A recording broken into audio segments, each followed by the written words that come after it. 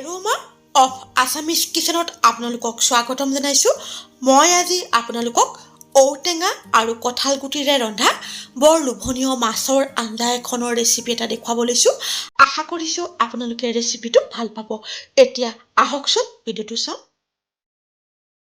কঁঠাল গুটিকেইটা সিজাই বাকলি গুচাই ল'ব লাগিব। আনহাতে ঔটেঙাটোৰ বাকলিখিনি আঁতৰাই সৰু সৰুকৈ কাটি ল'ব লাগিব।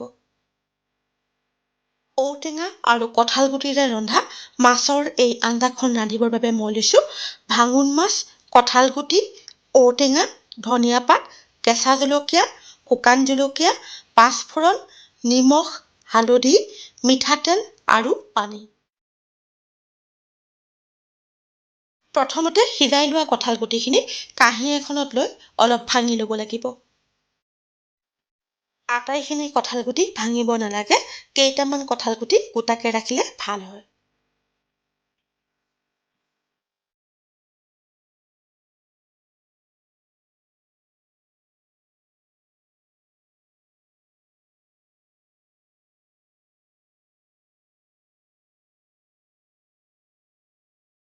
এতিয়া কেৰাহীখন জুইৰ ওপৰত গৰম কৰি তাতে প্ৰয়োজনমতে মিঠাতেল দি তেলখিনি ভালদৰে গৰম হ'বলৈ দিব লাগিব। এতিয়া গৰম তেলত নিমখ আৰু হালধি সানি লোৱা ভাঙোন মাছকেইটা দি দুয়োফালে ৰঙচুৱা হোৱাকৈ ভাজি ল'ব লাগিব।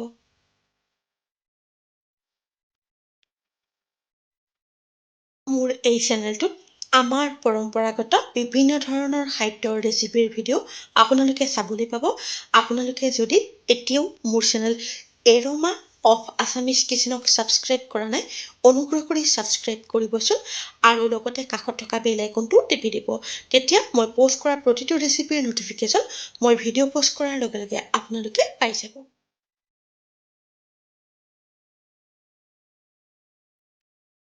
মাছকেইটা ভজা হৈ গৈছে। এতিয়া প্লেট এখনত নমাই থ'ব লাগিব।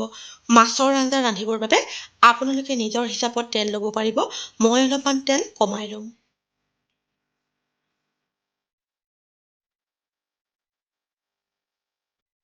এতিয়া গৰম তেলত পাঁচফোৰণ আৰু শুকান জলকীয়াৰ ফোৰণ দি ঔটেঙা আৰু কেঁচা জলকীয়া দি লৰাই দিব লাগিব।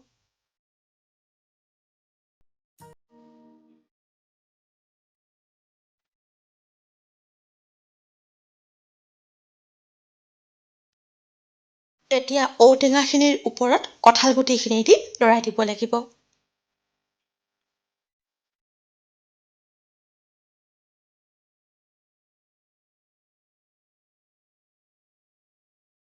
ঔটেঙাৰ লগত কঁঠাল গুটিখিনি অলপ সময় ভজাৰ পিছত প্ৰয়োজনমতে নিমখ আৰু হালধি দি প্ৰায় 5 মিনিটমান সময় ভাজিব লাগিব।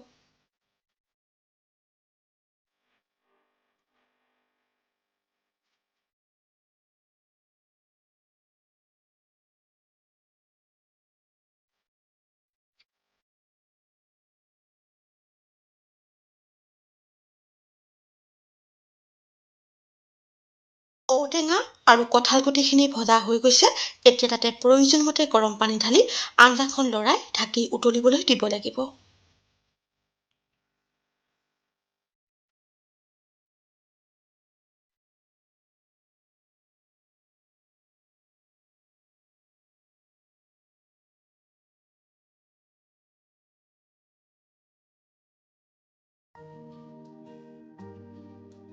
আঞ্জাখন অলপ সময় উতলিবলৈ দিয়াৰ পিছত তাতে ভজা ভাঙোন মাছকেইটা দি আকৌ ঢাকি অলপ সময় উতলিবলৈ দিব লাগিব।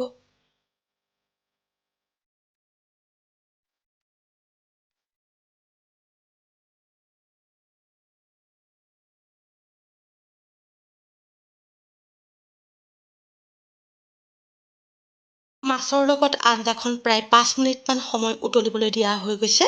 এতিয়া তাতে কুটি লোৱা ধনিয়া পাতখিনি দি আকৌ প্ৰায় 1 মিনিটমান সময় উতলিবলৈ দিব লাগিব।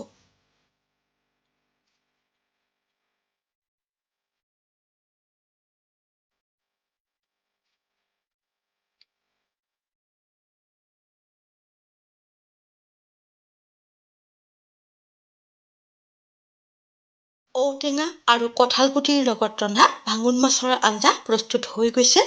এতিয়া গেছৰ জুই নুমুৱাই দিব লাগিব।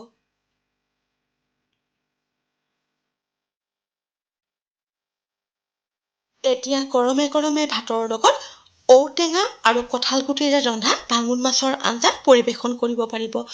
কুমলীয়া ঔটেঙা আৰু কঁঠালগুটিৰে ৰন্ধা ভাঙোন মাছৰ এই আঞ্জাখন খাবলৈ বৰ সোৱাদ হয়। আপোনালোকেও কেতিয়াবা এনেদৰে ৰান্ধি খাই চাবচোন। প্ৰিয় দৰ্শক, আপোনালোকৰ যদি মোৰ এই ৰেচিপিটো ভাল লাগিছে তেনেহ'লে লাইক আৰু কমেণ্টৰ জৰিয়তে জনাবলৈ নাপাহৰিব। এনেধৰণৰ সুস্বাদু ৰেচিপিৰ ভিডিঅ'লৈ আকৌ আপোনালোকৰ ওচৰলৈ আহি আছোঁ। আজিলৈ আহোঁ, ধন্যবাদ।